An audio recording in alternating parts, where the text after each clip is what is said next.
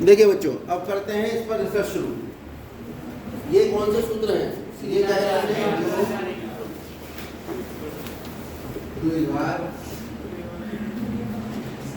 समीकरण के क्या कहलाते हैं? मूल है।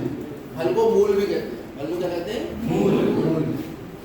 और ये कौन सा सूत्र निकाल दिया हमने? द्विघात सूत्र, या इसका नाम है श्रीधराचार्य। क्या काम है इसका? इसका काम है द्विघात समीकरण के मूल ज्ञात करना।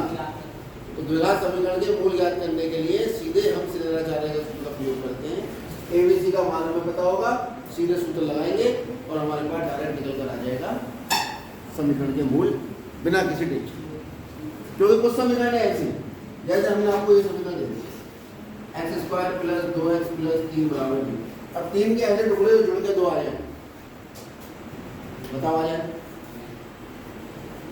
आ जाएंगे? नहीं। यानी ये गुणनखंड करके हम इसे हल करने की स्थिति में नहीं है।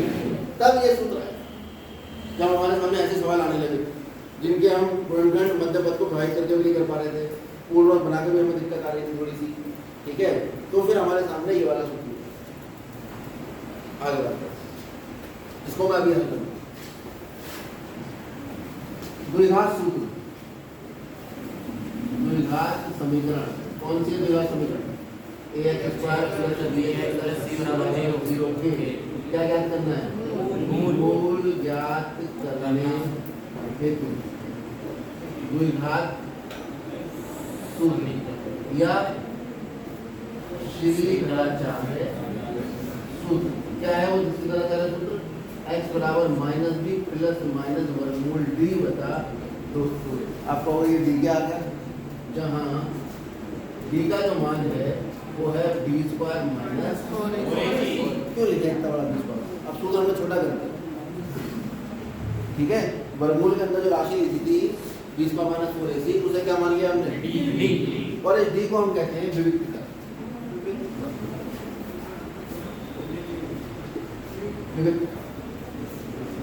इसकी अंग्रेजी है डिस्क्रिमिनेंट।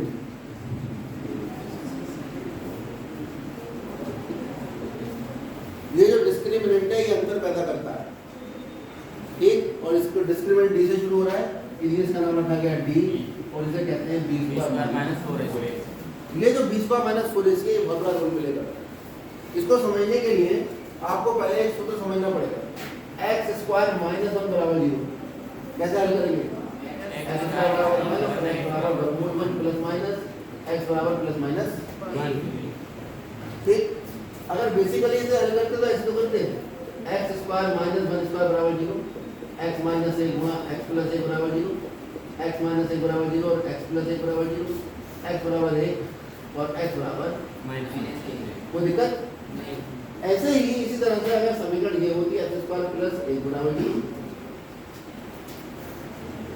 तो क्या होगा? x² लिखते माइनस और x लिखते वर्गमूल तो नीचे ना वर्गमूल के अंदर माइनस आ गया। आज तक ऐसी स्थिति नहीं आई। अगर वर्गमूल के अंदर माइनस है तो इसका मान क्या है? क्योंकि वर्गमूल के अंदर माइनस है यानी x² = -1 है, यानी दुनिया में कोई ऐसी संख्या है जिसका वर्ग ऋणात्मक है?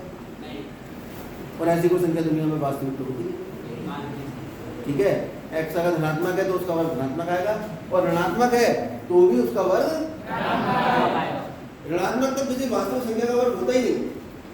कक्षा 11 में आप पढ़ेंगे ऐसी संख्याएं जिनका वर्ग ऋणात्मक होता है, वो होती हैं सम्मिश्र संख्याएं, जिन्हें हम आभासी काल्पनिक संख्याएं भी कहते हैं।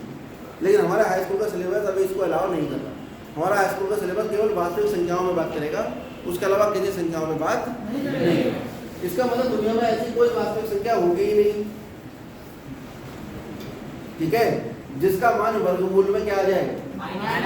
यानी वर्गमूल के अंदर लिखी राशि कभी भी ऋणात्मक नहीं होगी। अगर हो गई तो इसका मतलब वास्तविक मान निकलकर वो वास्तविक संख्या ही नहीं। अच्छा, धनात्मक और ऋणात्मक होता क्या है? अगर संख्या रेखा हम देखें तो इस संख्या रेखा में 0, 1, 2, -1, -2, 0 से पीछे चलो तो ऋणात्मक, 0 से आगे चलो तो कुल मिला के जो राशियां 0 से बड़ी हैं बड़े का निशान वो कैसी होती हैं ऋणात्मक। कुछ राशियाँ जीरो से छोटी होती हैं, वो कैसी होती है ऋणात्मक। ऋणात्मक की परिभाषा आपसे पूछी जाए तो आप ये नहीं कि प्लस का निशान माइनस का निशान, जो संख्याएं जीरो से बड़ी है वो और जो जीरो से छोटी है।